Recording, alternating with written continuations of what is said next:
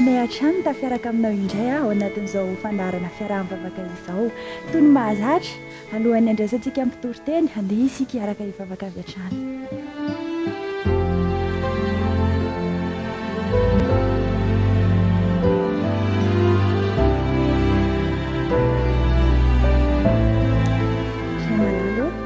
Raha ihany tenao izahay aoka ianao aniry malala hiaraka aminay anokatra ny sofinay indray ka afaka ny andray ny teninao any izahay ho tanolonaka andreny ny teninao. Izany ry sangatanay anaranao Jesosy.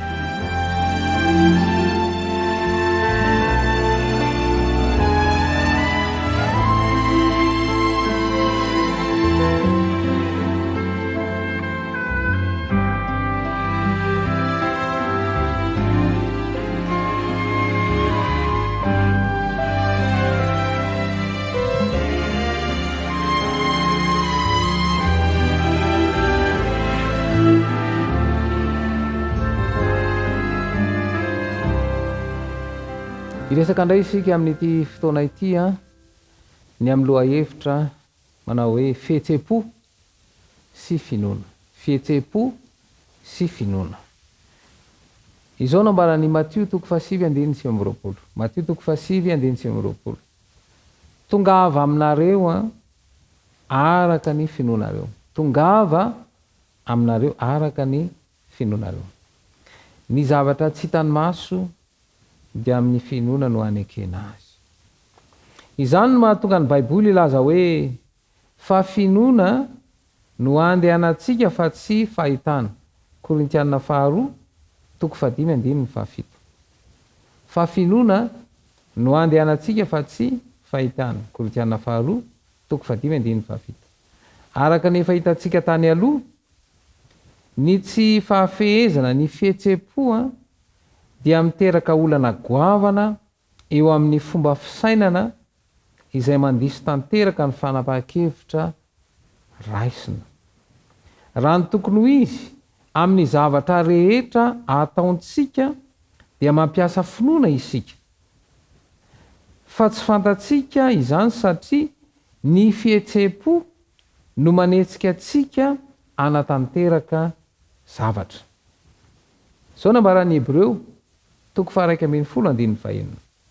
Fa raha tsy amin'ny finoana dia tsy misy azo atao azahoana sitraka aminy.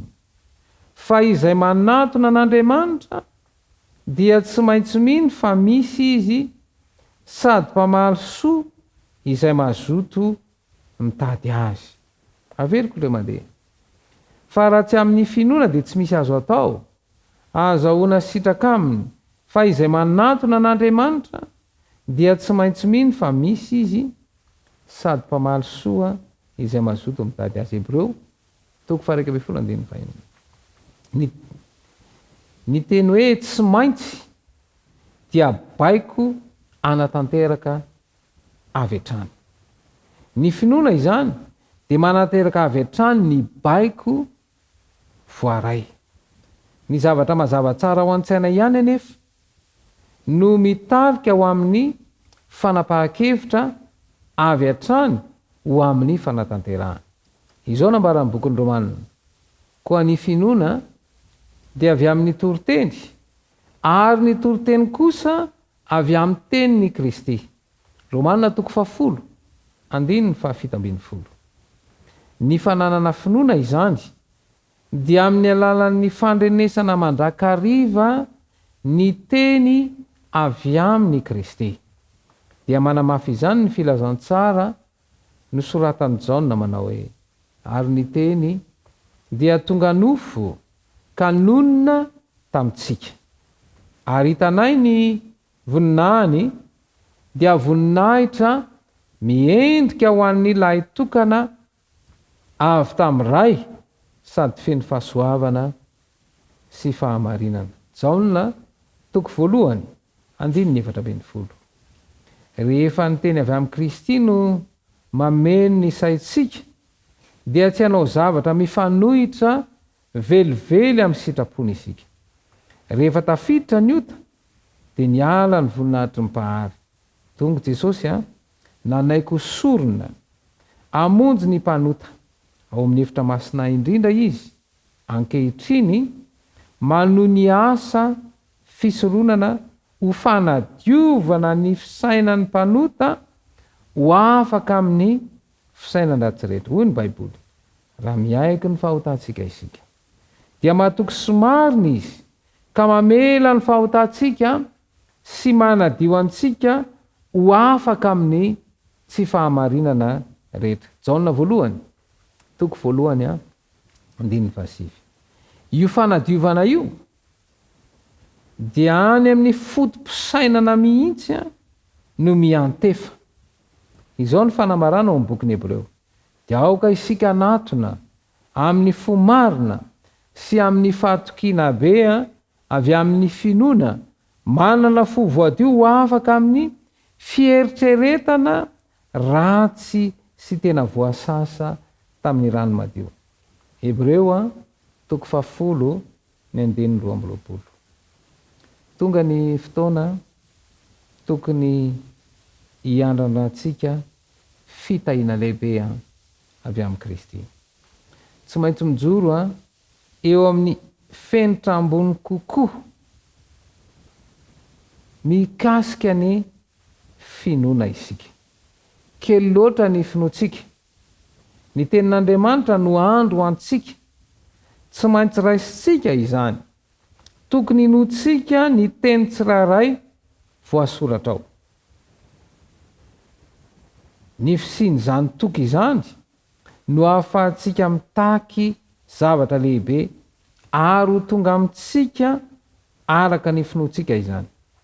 Koa lazaiko aminareo, na inona tonononareo amin'ny fivavahana sy angatahanareo dia mino fa efa nandray ianareo dia ho azonareo izany. Averiko ndray mandeha. Koa lazaiko aminareo, na inona tonononareo amin'ny fivavahana sy angatahanareo dia mino fa efa nandray ianareo dia ho azonareo izany. Marka toko 1:7. Tonga amin'ny fotoana indray isika anatanterana fisaintsainana lalina. Ka orinan'ity fekira ity dia hiroso ho amin'izany isika.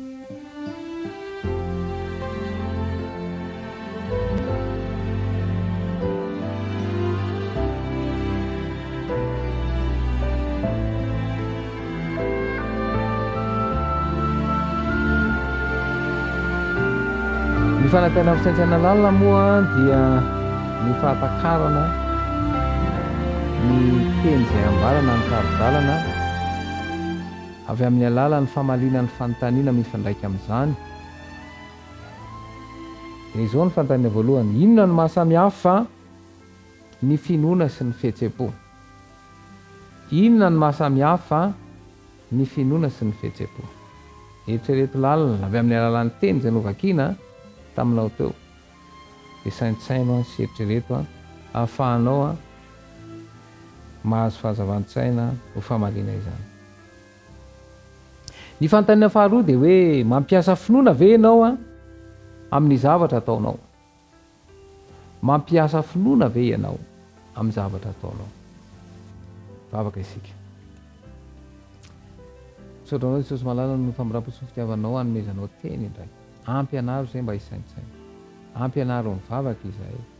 Ary aoka ny fahazavantsaina avy amin'ny fanahinao masina no hifehy fisainanay mba ahafahany mahafatra ny sitraponao raha mpianakina izany ka hitondra fanavaozana amin'ny fiainanay ny teny. Finoana sy angatana amin'nanao Jesosy Kristy mivavaka. Amen.